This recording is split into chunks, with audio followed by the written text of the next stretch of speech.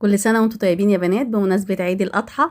تعالوا بقى هنعمل أحلى خروف هتشوفوه. لا خروف إيه، احنا هنعمل مزرعة خرفان. بصوا يا بنات، شايفين شايفين المزرعة؟ هي دي بقى اللي أنا قصدي عليه. تحفة. عاوزة أقول لكم الولاد فرحوا بيها جدا، حاجة كده جميلة وبتفرح الولاد لو عملتوها كده. تتقدم الصبح مع كوباية الشاي، حاجة كده رائعة. شايفين شكله عامل ازاي؟ احلى بسكوت هتعملوه تحفه. تعالوا بقى اقول لكم عملنا العظمه دي ازاي. اول حاجه انا جبت البوله بتاعتي ونزلت بكوبايه من الزبده. بصي يا بنات، اللي هي بدرجه حراره الغرفه، ما تكونش جامده وما تكونش سايحه خالص. بالشكل دوت، ونفس الكوبايه نفس المعيار هنمشي بيه. حطيت كوبايه سكر بودره، لو عايزه تقلي شويه تبقى كوبايه الا ربع براحتك، بس كانت الكوبايه مظبوطه جدا. بصوا اول حاجه بس نقلبها كده بالمضرب شويه قبل ما نشغله، عشان ما تطيرش السكر علينا. وبعد كده نضربه كويس قوي لغايه ما يبقى كريمي كده. وتحاولي كده تجيبي بالاسباتيولا بتاعتك من تحت كده ومن الجناب ونضربها تاني عشان نتاكد ان كله اتضرب حلو جدا كده. تمام قوي. بصوا لونه فتح ازاي وبقى لونه كريمي. هنزل بقى ببيضه برضو بدرجه حراره الغرفه عشان ما تجمد لناش الزبده، وعليهم باكوين من الفانيليا او معلقه صغيره من الفانيليا.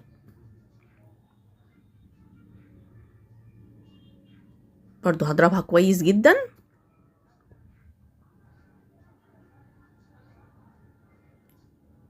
وهنا بقى كنت محضرة 3 كوبايات دقيق منخول يا بنات، بنفس المعيار برضو اللي انا عايرت بيه الزبدة والسكر، هو اللي هعاير بيه الدقيق. بعد ما ضربته كويس جدا واتأكدت ان البيضة اتضربت حلو جدا، هنزل ب3 كوبايات الدقيق بس، يعني 2.5، وهخلي نص على جنب. ونص معلقة صغيرة من البيكنج باودر، ورشة صغيرة قوي من الملح. وابتدي بقى كل ده، انا مش هعجن، انا بقلب اهو بالسباتيولا بتاعتي بالشكل ده. بصوا العجينه لسه طريه خالص، فاخدت بقيه ال3 كوبايات. يبقى انا كده خدت 3 كوبايات من الدقيق. برضو هي هتبقى ملزقه شويه، انا لسه هحط لها برضو حاجات تاني. هاخد نص العجينه على جنب، والنص التاني هحط عليه معلقتين بس يا بنات دقيق. انا هنا كنت محضره 3 معالق، بس انا خدت معلقتين بس، ما احتجتش التالتة. بصوا اتلمت ازاي. انا ما بعجنش، انا بلمها بس لغايه ما تتلم معايا بالشكل ده. وبعد كده الفها بالاسترتش، وهحطها في التلاجة على طول يا بنات. النص التاني انا هحط عليه برضو معلقتين من الكاكاو. انا كنت محضره برضو 3 كبار، معلقتين كبار. كنت محضره 3 معالق، وبعدين خدت 2 بس، ما احتجتش التالتة. حسيت ان العجينه اتلمت حلو جدا معايا ومش هتحتاج التالتة. برضو اتلمت بالشكل ده. برضو ما بعجنش، انا بلم بايديا بس. ولفتها بالاسترتش، وهدخلهم الاتنين التلاجة حوالي نص ساعة بس، عشان الزبدة ما تسيحش، احنا عايزينها جامدة شوية. وخلي بالكم برضو يا بنات الكاكاو يكون خام وبرضو منخول عشان ما يتكتلش معانا. وهنا بقى بعد نص ساعة فرت ورقة زبدة، وحطيت العجينة بتاعتي وغطيتها بورقة الزبدة، ونبتدي ندوس عليها ونفردها. هي هتبقى جامدة معاكي شوية، بس احنا عايزينها كده عشان نعرف نقطعها وما تبقاش سايحة. بنفردها سمك يعني نص سنتي بالشكل ده. واي قطعه بقى، يعني انا حبيت قوي الشكل ده عشان انا عايزه يبقى شكل الخروف. طبعا انتي لو عايزاها مدوره براحتك، التقطيعه دي براحتك، بس انا عايزه اعمل بيها شكل فاستخدمت القطعه ديت. اقطعها بالشكل ده، احاول على قد ما اقدر اظبطها عشان ما نهدرش من العجينه كتير. بصوا بتتقطع بكل سهوله